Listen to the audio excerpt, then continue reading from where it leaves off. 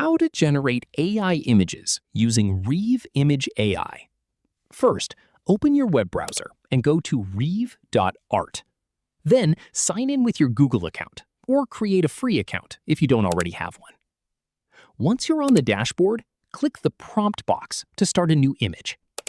Next, type a detailed description of the image you want to create. For example, a futuristic city at sunset with flying cars, neon lights, cinematic lighting, ultra-realistic, 8K quality.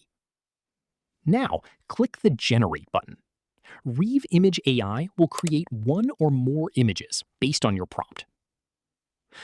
Once the images are ready, preview the results. If you'd like a different style or composition, edit your prompt and generate another version. Finally, click the Download button to save your favorite AI image to your computer. That's it! You've successfully generated AI images using Reve Image AI. If this tutorial helped, don't forget to like this video, subscribe, and hit the notification bell for more AI tutorials, image generation tips, and easy tech guides.